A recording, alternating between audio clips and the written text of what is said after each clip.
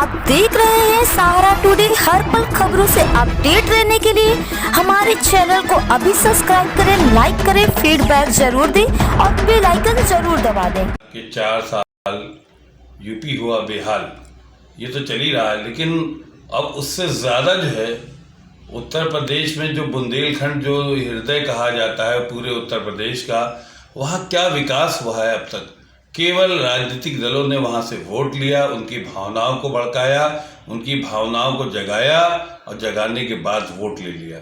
उसके बाद किया क्या, और जब समीक्षा की जाती है तो ज़ीरो नज़र आता। आखिर क्यों ऐसा है, कौन राजनीतिक दल ये कर रहे हैं? इसी को लेके हम जो है आज़ाद भारत पार्टी के राष्ट्रीय अध्यक्ष सुरेश द्विवेदी जी से बात करेंगे। वो खुद, क्योंकि वो इस वक्त पूरी तरह से बुंदेलखंड में मैदान में उतर गए हैं और वो संकल्पित हो गए कि हम बुंदेलखंड को पृथक राज्य बनाने के लिए तन मन धन हर तरह से सामने रहेंगे, और जब तक नहीं बन जाता, जब तक वहाँ विकास नहीं हो जाता, तब तक हम पीछे हटने वालों में नहीं हैं। हम उनसे खुद बात करना चाहेंगे और वो खुद बताएंगे बुंदेलखंड के बारे में। नाम है आपका? सुरेश द्विवेदी।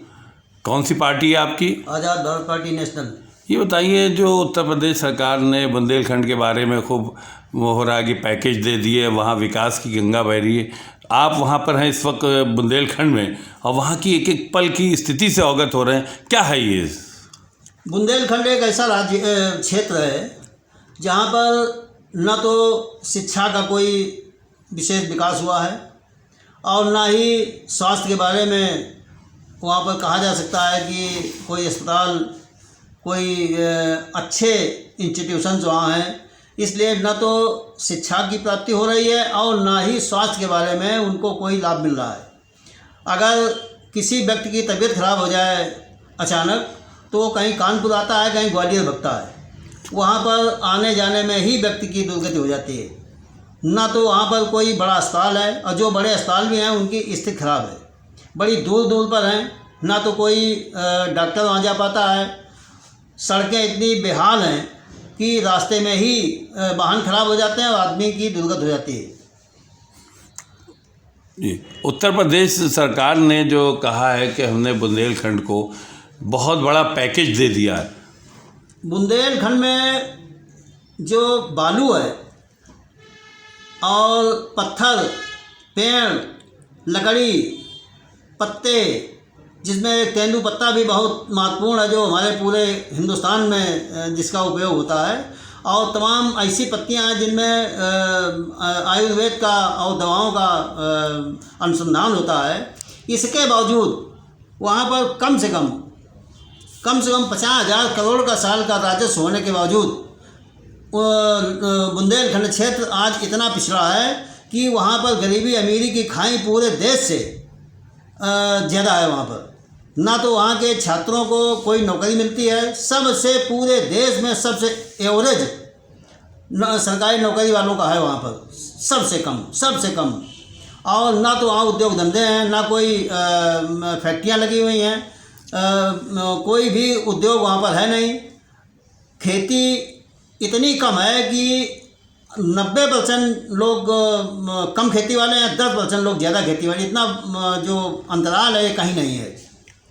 80% वहाँ की जनता गरीबी रेखा के नीचे है। इसलिए वहाँ पर बिना पृथक बुंदेलखंड राज्य बनाए वहाँ का उद्धार होना मुश्किल है। सरकार की तरफ से कहा गया कि हमने इतना बड़ा पैकेज दे दिया है, एक्सप्रेस वे बना दिए हैं, सब कुछ कर दिया है। वहाँ पर कोई पैकेज नहीं है, ना कोई किसी का उद्धार हो रहा है। और एक बुंदेलखंड अगर एक्सप्रेस बन रहा है तो उससे क्या भला होने वाला है? विकास की तो रफ्तार बढ़ेगी, कहीं विकास नहीं बढ़ रहा। क्या विकास बढ़ेगा? और लोगों की खेतियाँ जा रही हैं।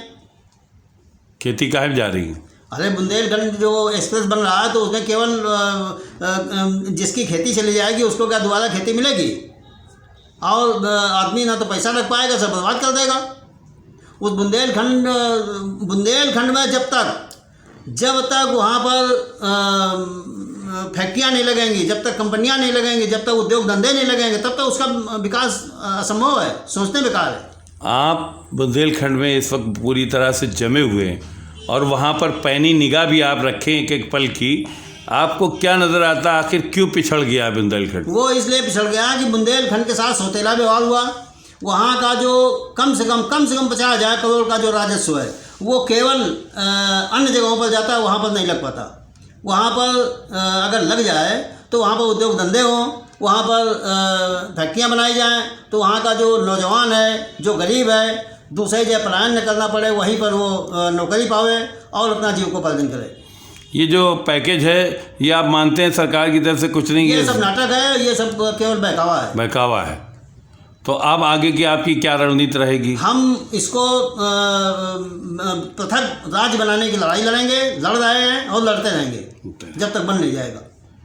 होली की शुभकामनाओं पर क्या संदेश देंगे? होली की शुभकामनाएं हम जनता से और सभी से आग्रह करेंगे कि जिस तरीके होली दहन है उस तरीके हमारे मन के मैल और समाज में बढ़ती हुई